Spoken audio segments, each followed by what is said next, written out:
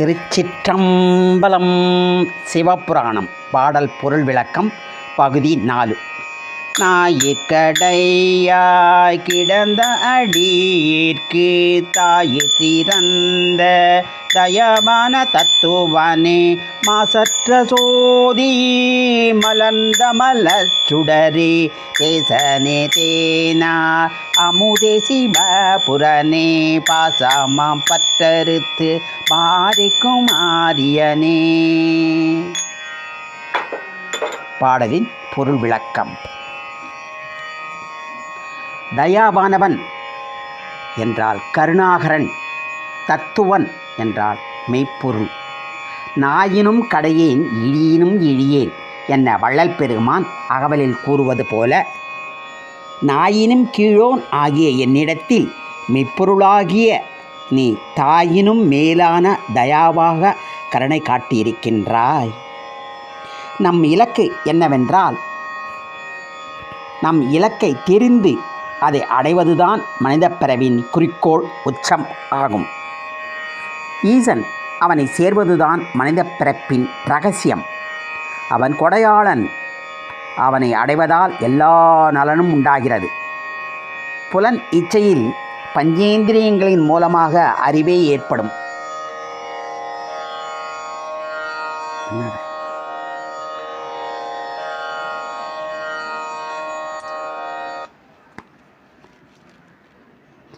பரபிரம்மத்தை அடைவது ஒன்றே, அந்த மெய்ப்பொருளான தத்துவனை அடைவது ஒன்றே நம் இலட்சியமாக இருக்க வேண்டும்.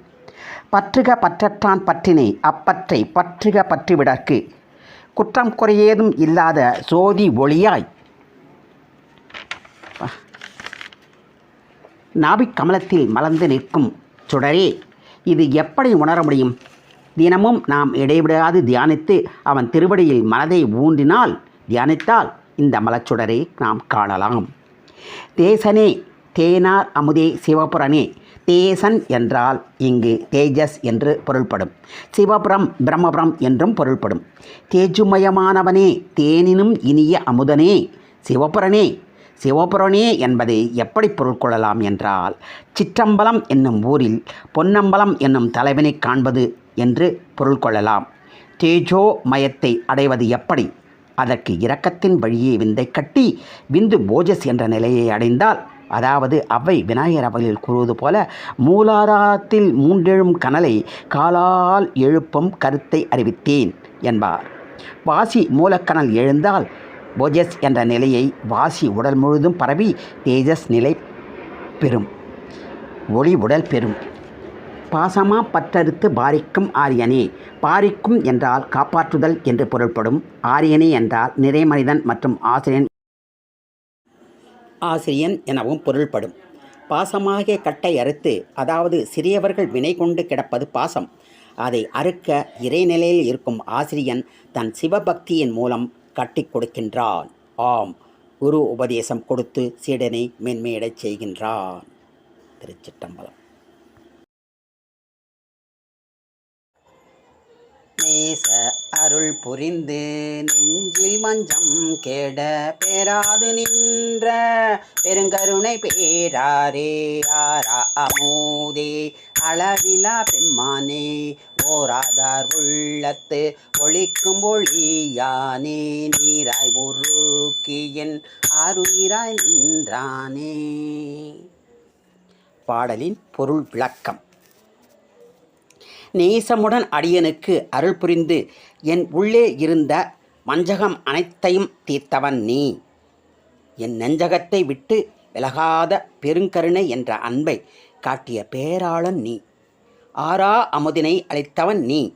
அண்டம் முழுவதிலும்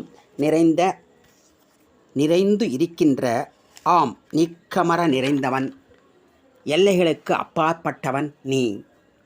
உன்னையே நினைந்து உருகி நிற்பவர்களின் உள்ளத்தில் ஒளிகின்ற ஒளி நீ. என் கல் நெஞ்சினை நீராய் உருக்கி அன்பு ஊற்றாய் உருக்கி என் ஆருயிராய் பேருயிராய் நின்றவன் நீ. நீயே அனைத்துமாய் ஆன பரம்பொருள் இறைவா. திருச்சிற்றம்பலம்.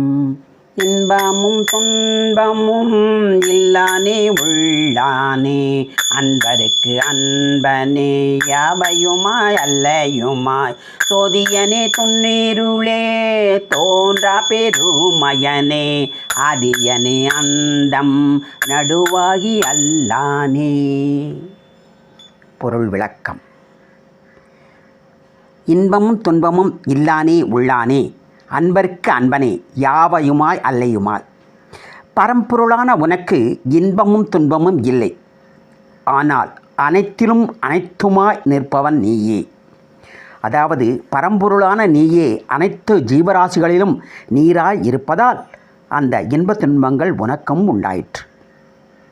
மெய் அன்பர்களுக்கு அடியார்களுக்கு அன்புமயமானவனே, அவர்களுக்கு எல்லாமாய் இருந்தும் இல்லாதவன் போல சூன்ய நிலையை வெட்ட வெளியை காணச் செய்தவனே, அனைத்து உலகிற்கும் ஜோதியானவனே, எல்லா உயிர்களிலும் தோன்றி ஆத்ம ஜோதியை அந்த ஜோதியில் துலங்கும் இருளே, எல்லா பெருமைக்கும் உடையவனாக இருந்தாலும் எல்லாமாய் நின்றாலும் எதுவும் எனதல்ல என்ற பெருமையினை ஆதி அந்தம் மற்றும் நடுவாகி இம்மூன்றும் தானாகி தான் அல்லாதவனும் ஆகினாய் இறைவா. தென்னை ஆட்கொண்ட எந்தை பெருமானே கூத்தமை ஞானத்தால் கொண்டுணர்வாத்தம் கருத்தின் நோக்கரிய நோக்கே நுணுக்கரிய நுண்ணுணர்வே போக்கும் வரவும் புணர்வு இல்லா புண்ணியனே காக்கும் என் காவலனே காண்பரிய பேரொளியே. பாடலின் பொருள் விளக்கம். மனம் போன போக்கில் சென்று கொண்டிருந்த என்னை வலிய வந்து இழுத்து ஆட்கொண்ட இறைவனே, நீயே என் தந்தையும் ஆவாய். அடுத்து பிரம்மஞானத்தை கூறுகிறார். இங்கே பாருங்கள். தியானத்தின் மூலமாகவும் தவத்தின் மூலமாகவும் மனிதனது அறிவு கூர்மையான நுண்ணறிவாக தெளிவடைகிறது. அப்படி கூர்மையான மெய்ஞானத்தால் அவர்களின் உள்ளத்துள் தெளிந்த நுண்ணறிவே, அதாவது ஊனக்கண் என்று சொல்லக்கூடிய நம் கண்கள் மறைப்பதற்கு உள்ளானது. அதனால் காண்பது காண முடியாத அந்த உன்னதத்தை தியானத்தின் மூலம் நம் கண்களை பக்குவப்படுத்தி அவன்பால் திருப்பினால் நுண்ணியதிலும் நுண்ணியதாய் இருக்கக்கூடிய அந்த மெய்ப்பொருளை உணரலாம் என்பதாகும். பூரண பொருளாக பரிபூரண பொருளாக இறைவா நீ எங்கும் நீக்கமர நிறைந்து இருப்பதால் உனக்கு போதல் வருதல் பிற பொருளை செய்தல் என்பது உனக்கில்லை. உன்னில் கலப்பதற்கு வேறு ஒன்றும் இல்லாததால் நீ எப்பொழுதும் புனிதமாகவே இருக்கிறாய். புண்ணியன் என்ற சுத்த சிவமும் நீயே ஆவாய். நீயே எல்லாமுமாய் அனைத்துமாய் எல்லாவற்றிற்கும் சாட்சியாய் இருந்து அண்டத்திலும் பிண்டத்திலும் நிறைந்து இருந்து என்னை காக்கும் காவலன் நீயே. ஞானக்கண் என்ற மெய்ப்பொருளினால் தியானத்தின் மற்றும் தவத்தின் முதிர்வாலேயே என் மீது நீ கொண்ட கருணையினாலேயே காட்சி தந்தாய். அதுவே காண்பரிய பேரொளியானது என மாணிக்கவாசக பெருந்தகை கூறுகிறார். திருச்சிற்றம்பலம்.